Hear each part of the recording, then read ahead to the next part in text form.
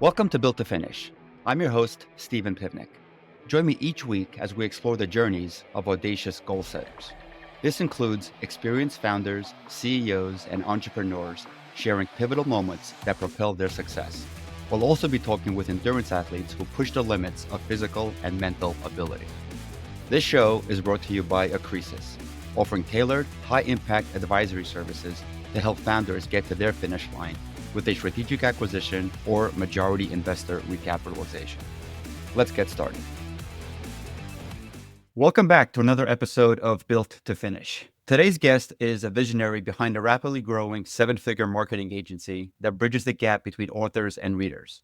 He is also the host of a globally top 2,000 rated podcast called Book Thinkers, Life-Changing Books, where he interviews world-class authors like Grant Cardone, Lewis Howes, and Alex Hormozi.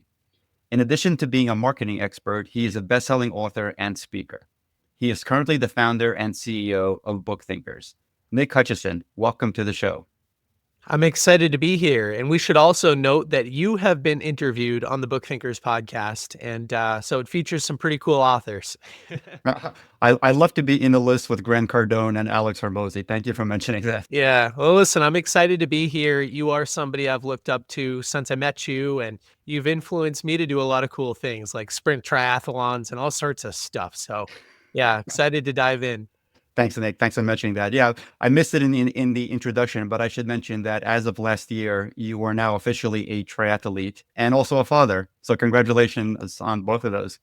Yeah, thank you. It's been a wild ride in all of the best ways. And so not only did I complete a couple of sprint triathlons because of you last year, but I signed up for 3 more, and I even signed up for an Olympic this year. So I'm working Oh, my did way you? up. Yes. I love it that you're taking the path that I took, because I hear about so many people that hear about triathlon and go straight for Ironman. And I think that is such a poor decision to make, that you should take it slowly but surely, increase your distances, increase your endurance, and work your way into Ironman.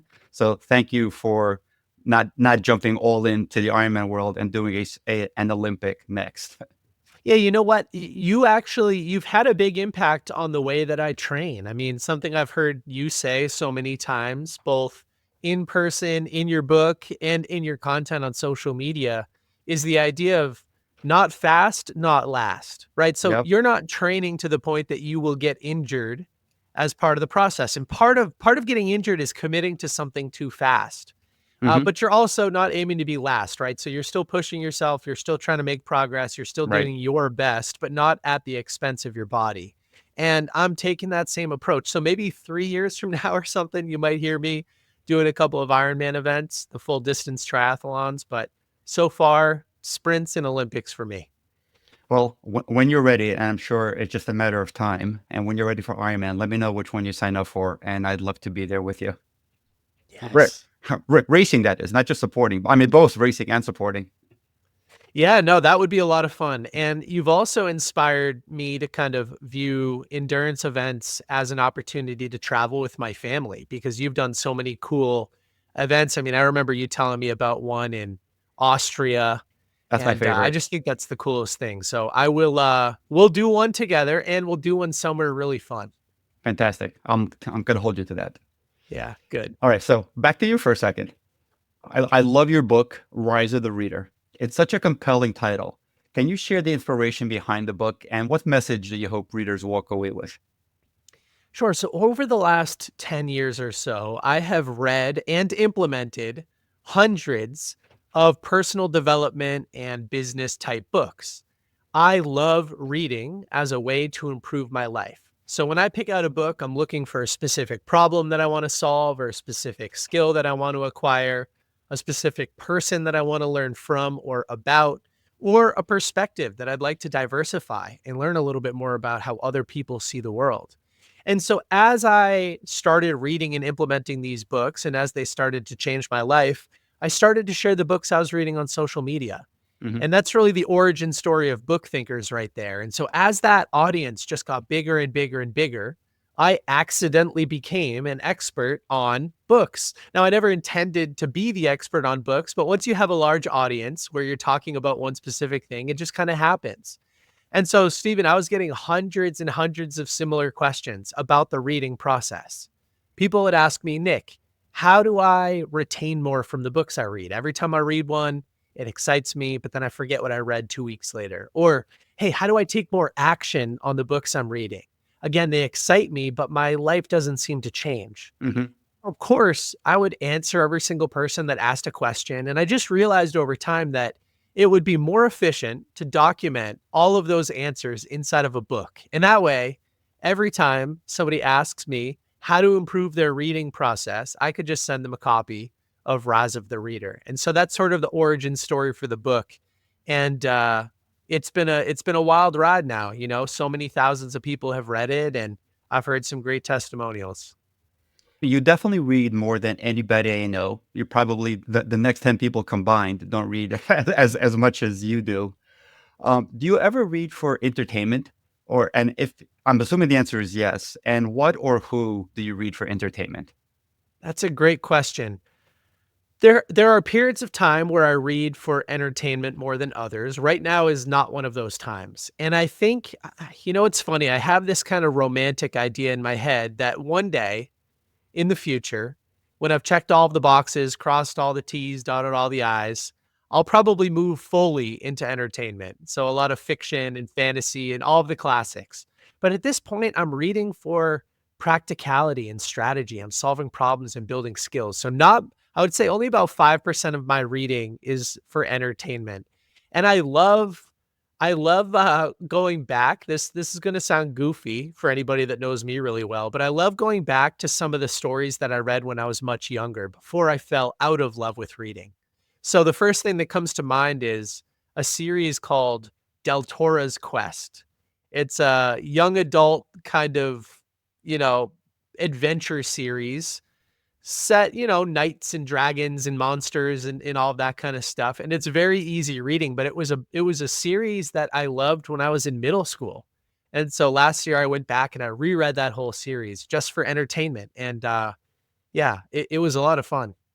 Yeah, I'm sure you appreciated it from a totally different perspective reading it as an adult, right? Yes. Yeah, absolutely. And by the way, sometimes people, when they hear me talk, they think, "Oh, wow, this guy just, he just reads business books. He's probably not a lot of fun." Like I see so much value in reading for entertainment, and I see so much value in other forms of entertainment. It's just with a lot of my extra time, I enjoy reading and implementing nonfiction books, and so I'm just a little bit unique like that. Well, I'll be the first to say you are a lot of fun. We've hung out as part of working together. And yes, you are a wealth of knowledge on the business and personal development front, but you're also a lot of fun. Well, thank you. Yeah, we've shared a drink together, and I'm sure we'll share many more. Exactly. So speaking about business books, right? There's so many that come out literally on a weekly basis. It's really hard to come up with anything new these days, right? Everybody just comes up with a catchy title and a different approach. What is your advice to readers to go through this incredible amount of output that's being produced and to select something that's really going to be meaningful in their lives?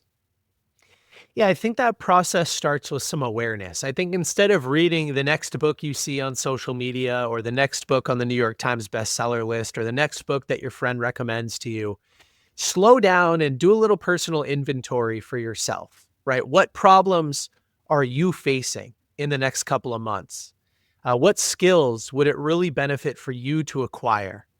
And as you get more selective, I think your scope starts to narrow a little bit. And now, instead of reading a business book, you're reading a book on scaling your business. And maybe it's a book on scaling your tech business. And maybe it's a book on scaling your tech business in the education industry. And I think the farther you can go and the more clarity you can get around what problems you're solving or what skills you're looking to build, the books will start to identify themselves. And love them or hate them, Amazon is the best place to look at book reviews because they have the most data. And so one of my favorite tips to give to everybody when looking at books on platforms like Amazon is to toss out the 5-star reviews and toss out the 1 and 2-star reviews. Because Interesting. typically those are, yeah, they're written from a place of emotion, right? They either love the author or hate the author. And I think the reviews are a little biased sometimes. Where Hmm. you really get the valuable stuff is in the 3 and 4 star reviews. And that's where you might see something like, hey, I bought this book because it promised to solve this problem. And while it did for the most part, here were some of the things I didn't like about it. And you get well thought out, constructive reviews. And so go niche, go narrow, get really focused on what you're trying to solve. And then as you're looking through reviews in books of that category on Amazon, that's my favorite tip. That's a great tip. For going forward, I'm not going to read 5-star reviews anymore. I'm going straight to the 4s and the 3s. That's where the gold nuggets are.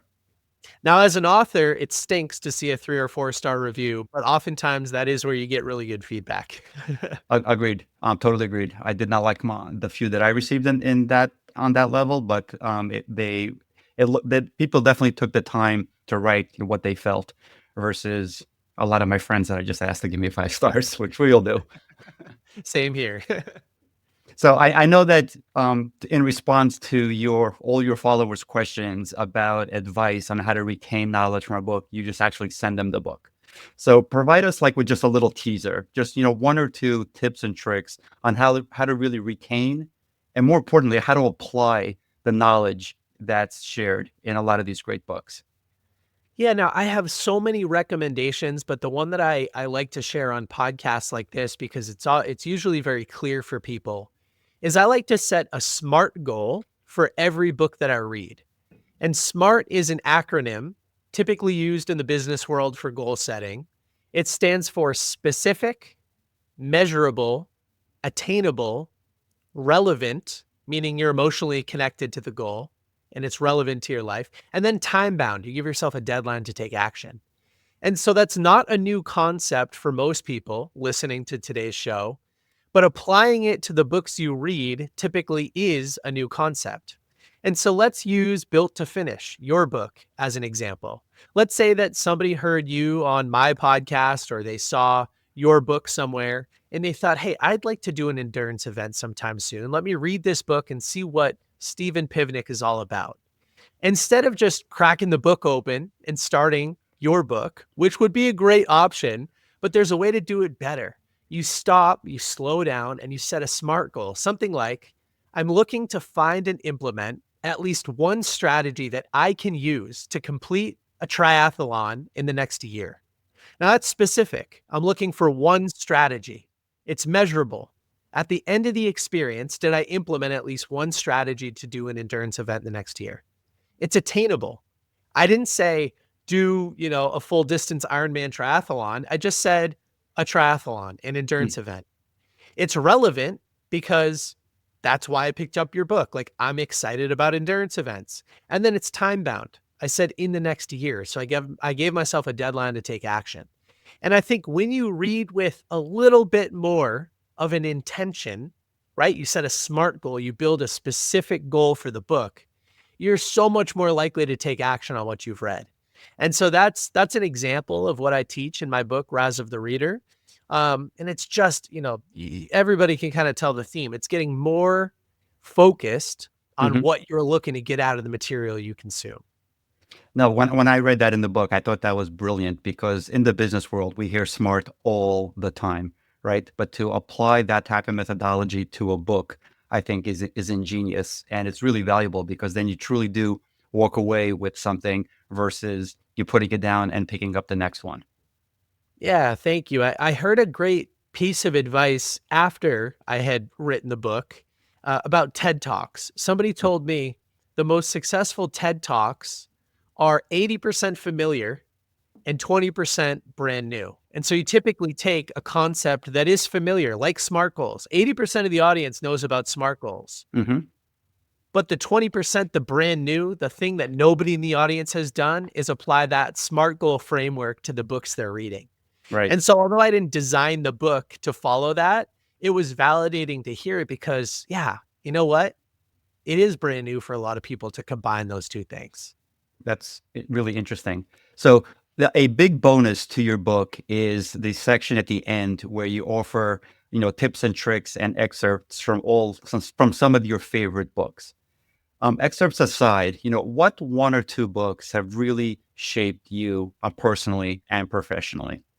Going back in time a little bit, I think the first book that got me jumping out of my chair like, wow, life can be so much better than it is, and I'm excited to go live it, was The 4 Hour Work Week by Tim Ferriss. Tim Ferriss is an investor, he's an entrepreneur, he's a health nut, right? A biohacker, he's an author, he's many things. And in this book, The 4 Hour Work Week, he kind of kicks off by talking about the new rich. He says the new rich, they value time and mobility over material wealth. They look for flexibility. They want to delegate. They want to create freedom in their own lives. They want to ditch the 9 to 5 and design a life that's uniquely fulfilling to them. And at the time when I read that, Stephen, I was working a full-time software sales job. I was in a cubicle, in an office, 5 days a week from 9 to 5. And I just thought, I wonder if an alternative version of life actually exists. And then he goes on in the book to explain exactly how he built the life that he has. And I followed him step by step. I mean, I even traveled internationally and went to some of the same places he went to by myself just to experience it. And so that's an example of like implementing a book. I mean, a lot of people use the 4 Hour Work Week as an example of a book that's not realistic to implement. And I just don't think people tried hard enough, right? So that's one of the business books that has truly changed my life and is responsible for the way that I live today. And I'll give one more example of a book that I've read more recently. I In the last year or so, I've gone through the book 10X is Easier Than 2X by Dan Sullivan and Dr. Benjamin Hardy about 4 or 5 times. I just And finished it last week. what did you think? I thought it was great.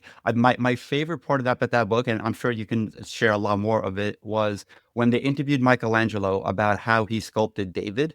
He's like, that was easy. I just took a piece of marble and I took off everything that wasn't David. So if Yes. David was my goal, I just took away everything else. So if you could, there's so many different applications to that concept. If you want to be an Iron Man, take away everything else in your life that's not Iron Man related, which is completely extreme. But I think listeners will get the point.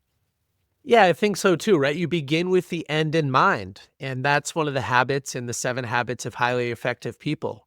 And so you can take it to the extreme. But I love that lesson too. To me, that's representative of the idea that success is sometimes subtractive, not additive. So a lot of people think, I just need to do more, more, more, more, more, more, more. But then you realize a lot of very successful people, I mean, you included, you need to remove you need to start saying no a little bit more often. You need to remove the obstacles. And then, the David will reveal itself out of the marble, which is just so cool. Yeah, exactly. I mean, saying no is so much easier said than done. I remember a time where I felt so overwhelmed and underwater with so many different things. I actually started tracking how many times I said no in a week. And it actually gave me a dopamine hit, right? When I had an opportunity to do something and I said no to it, like, oh my God, that what a great decision. And it felt so rewarding to, turn things down and say no to various projects or opportunities that people don't really appreciate how powerful no is sometimes. Yeah, yeah, absolutely. And that book that we're talking about, I think is a better fit for somebody who's maybe a few years into business. They have something that's working. They're looking to scale it. They want to grow. Um, whereas I think when you're first starting out a business from scratch, sometimes you've got to say yes to every opportunity that comes your way just to keep your head above water financially. But yeah, as you start to mature a little bit, which I'm sure a lot of the people listening and watching to this podcast are wanting to grow their existing businesses, like 10X is easier than 2X is such an amazing resource. It definitely is. It definitely is.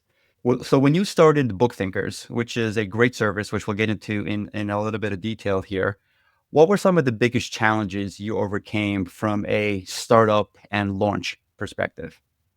Oof, my business was an absolute mess in the first couple of years. So, one thing that was helpful for me was that Book Thinkers started as a side hustle. And one of the original ideas for monetizing the business was actually to create a mobile app that readers could use to retain and implement more from the books they were reading. And so I got together with a couple of friends. We invested tens of thousands of dollars and we spent hundreds of hours of our time outsourcing the build of this mobile app to a company in Argentina, of all places. And not only did we do no product market research or look for any potential customer fit or survey anybody, um, we outsourced the build to this company and then they went out of business. And so we were left tens of thousands of dollars in the hole, hundreds of hours of our time spent on this project. None of us had a technical background at all. So we were all just fully outsourcing this thing. And then we come to find out that not only did nobody want it, and the company that we hired to build it went out of business, but at the same time, like there was no way to monetize it either. Like we thought through maybe affiliate income or something. So it was just a complete mess. And we dedicated, a year, 2 years of our lives to building this thing out.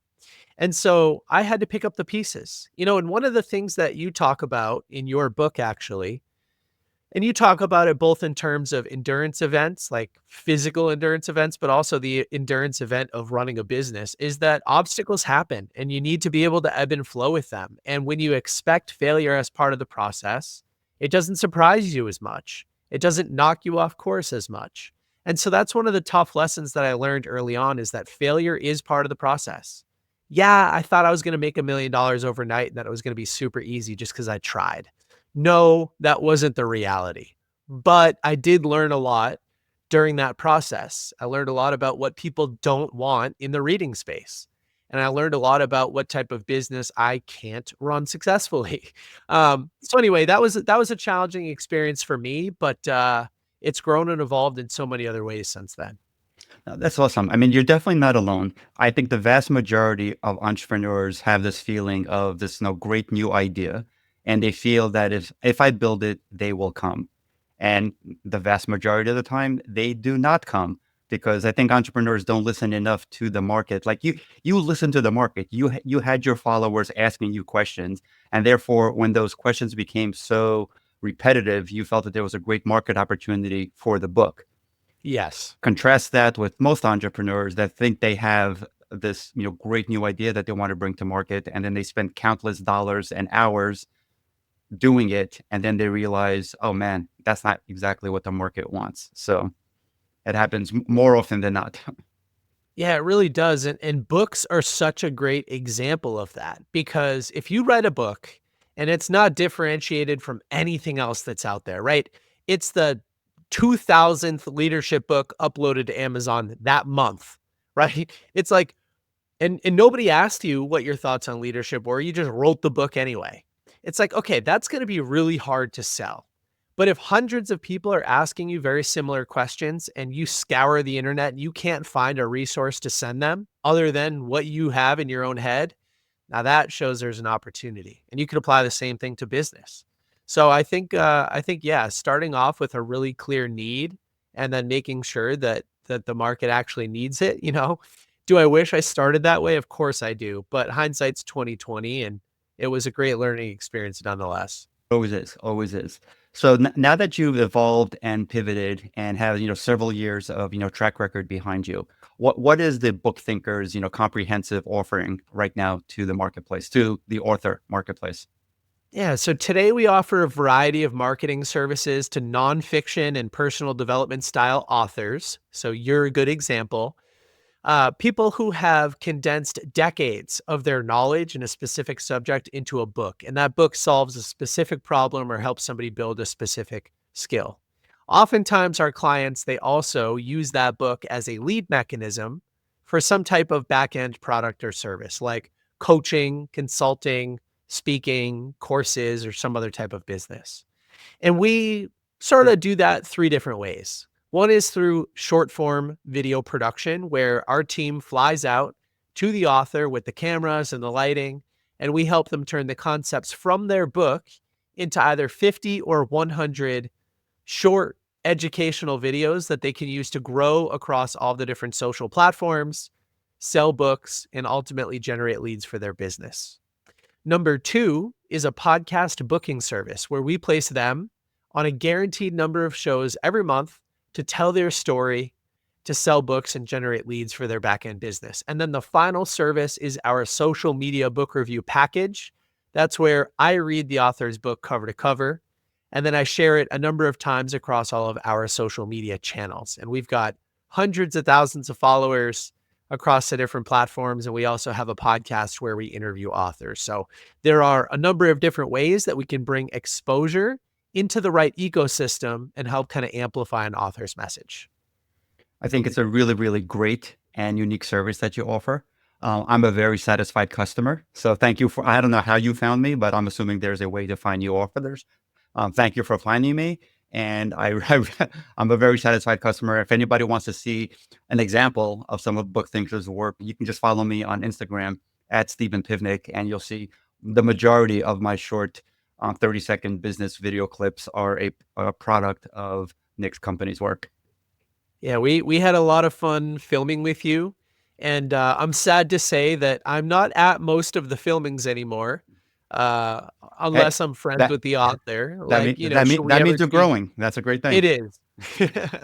Yeah, but my team is amazing. In fact, I think they're much better than I am anyway at producing the right quality content. And oftentimes I'm just a bottleneck in the process. But yeah, they're amazing at what they do. And by the way, you're amazing at what you do. You share so much great value. And if anybody listening or watching to this show uh, hasn't followed you on Instagram, I highly recommend that they do. No, thank you. I appreciate that. And this is another great piece of advice for entrepreneurs. A lot of, especially early stage entrepreneurs, they really feel that if it needs to get done right, they need to be involved. And that is a surefire way to really slow the growth of your company. So kudos to you for recognizing that you've got the right talent in place that can do the job that you used to do solo, and trusting them and empowering them to do it. And as a result, I mean, I've seen the work that they produce, and you see it, and you're super satisfied with it.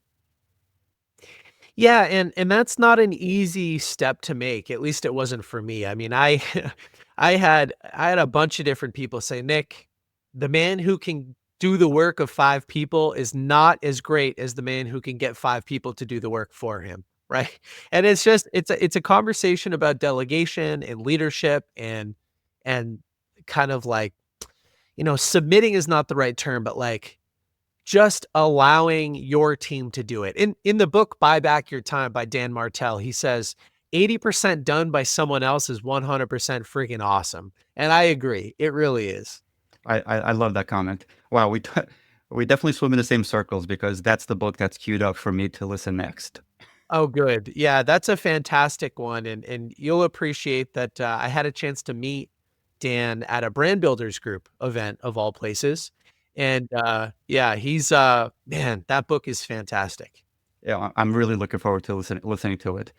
I've heard something recently that I wanted to run by you. I think you're the best person to run this by. A lot of people like me and you and millions like us read voraciously, like one after another, after another, after another.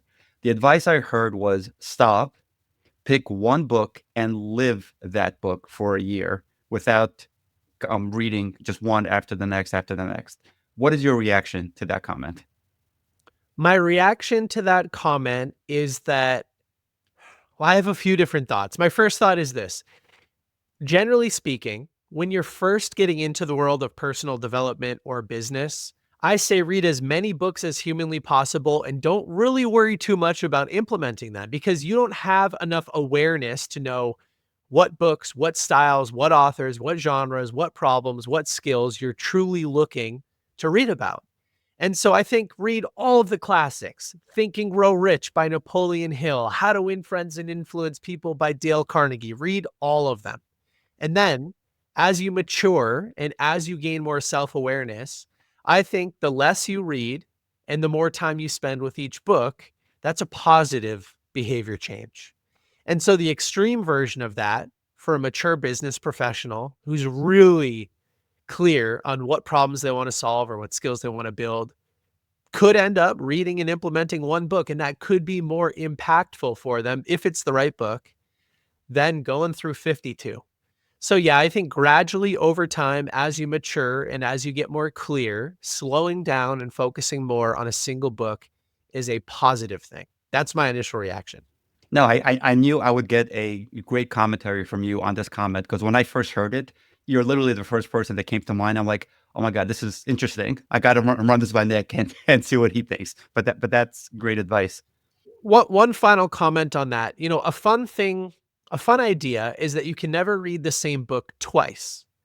And so what I mean by that is if you space the book out a little bit, like there are some books that I've read 10, 15 times, and every time I read them, I'm reading through a new set of eyeballs, right? There's a new version of Nick Hutchison that's reading the book with new problems and new experiences and a new perspective. And so I can find something different in the book. I try to read books like The Alchemist by Paulo Coelho and The Four Agreements by Don Miguel Ruiz every year. And every year I find something different. And so I think reading one or two or three or four books many times has become part of my habits. And there's just so many different ways to slice the cake or cut the cake or whatever the saying is. Um, and that's one of them. Totally agree. So, is there anything new or around the corner that we can expect out of Book Thinkers as far as a service offering or a new idea that you're bringing to market? Yeah, you know what? We're always experimenting. We're always kind of expanding like an accordion and trying out new things, and then compressing like an accordion and getting back to the basics, right? So Rory Vaden at BBG, he always says, "Diluted focus gets diluted results." But as an entrepreneur, and I know you're the same way, we get excited by different things and we want to try them out. And some of them work and they stick and they stay with you, and they get kind of brought into your core service offerings, but a lot of times those things don't stick and you've got to shed them and get back to the fundamentals. And so last year we tried a few new services. The one that seems to have a lot of potential and one that we're still exploring is stepping into the speaking world. So all of the authors that Book Thinkers represents in some way, shape, or form, whether it's a transactional one-time video engagement or some type of ongoing relationship, everybody can speak, everybody can provide value, everybody can show up and serve a younger version of themselves or a lesser experienced version of themselves at a business. So for example, like there's so many people that you can serve with your message. And I know that you've spent time working on your public speaking.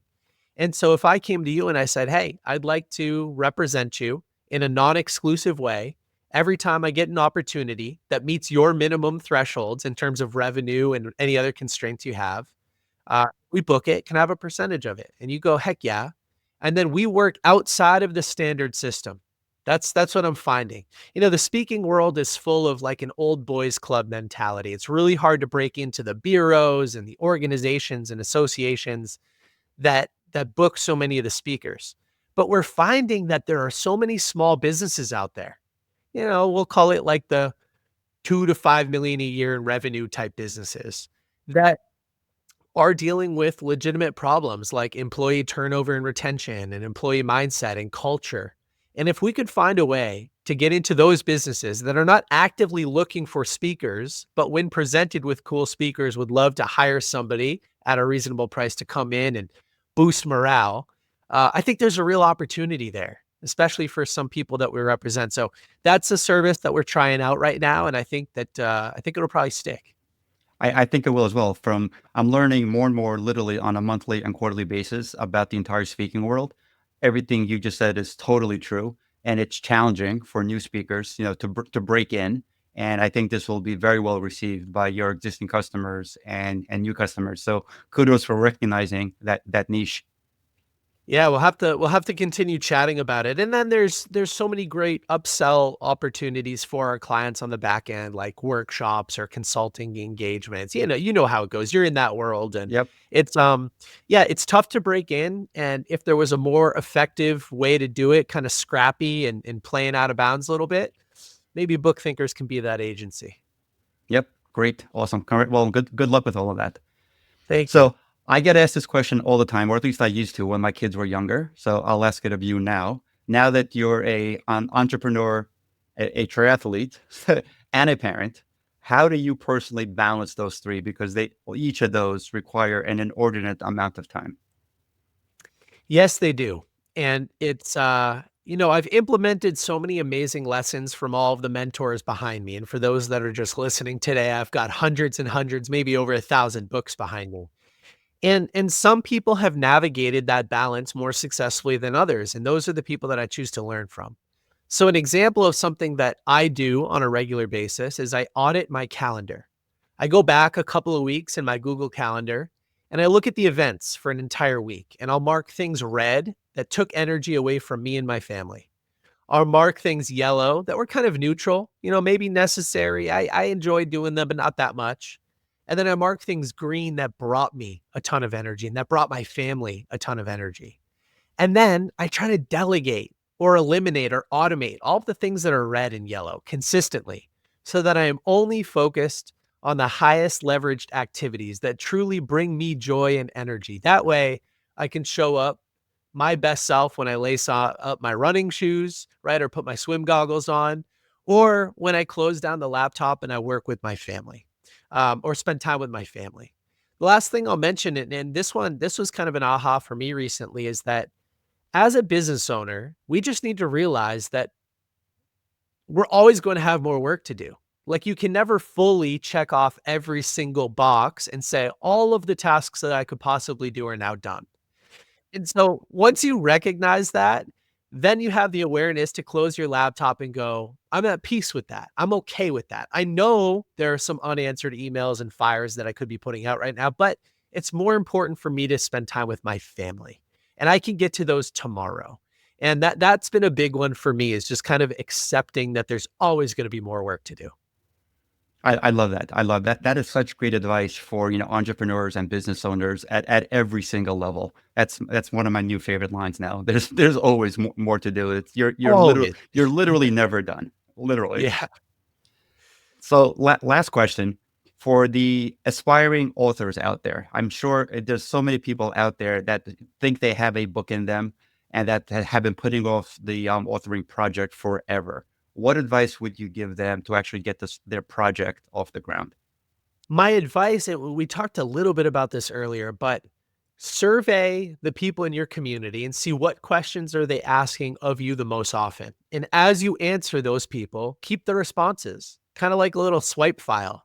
Every time you get a question and every time you give a thoughtful response, file that away somewhere and you'll start to see themes, and those themes turn into chapters, and those chapters eventually turn into an entire book. And so really analyze the market, see what people need, and don't be the 2000th leadership book on the same subject in the same month uploaded to Amazon, because if that's you, it's going to be really hard to differentiate yourself. Fantastic advice. Fantastic advice. Nick, you've given the listeners and readers so much information. This has been so beneficial, as I knew it would be, to readers, to authors, and to entrepreneurs. So thank you so much for coming on the podcast. And thank you for hosting it. Just a note for everybody in the audience who's still listening. Number one, thank you for making it this far. And number two, if you haven't reached out and rated this podcast, please do. Stephen has had such an amazing impact on you, probably, if you're listening to this, but also people like me. As you can see, I'm literally spending, I don't know how many hundreds of hours a year training for events that Stephen got me hooked into. So, and also my business is better off and a whole bunch of other stuff. So take this information seriously and show some support, because it takes a lot of work to build a podcast like this. So thank you, Stephen. Thank you to the audience. And I had a great time today. No, same here, same here. So I just want to echo that. Thank you for everybody that is listening, that is listening and watching. If you enjoyed this episode, please like and subscribe. If you found anything in this episode that would be useful to somebody else, please do share it. And again, thank you very much for tuning in today. That's a wrap for this episode of Built to Finish. Thank you for tuning in. For show notes and more details, head over to podcast.stephenpivnik.com. Special thank you to our sponsor, Acresis, offering tailored, high-impact advisory services to help founders get to their finish line with a strategic acquisition or majority investor recapitalization. Catch you next week.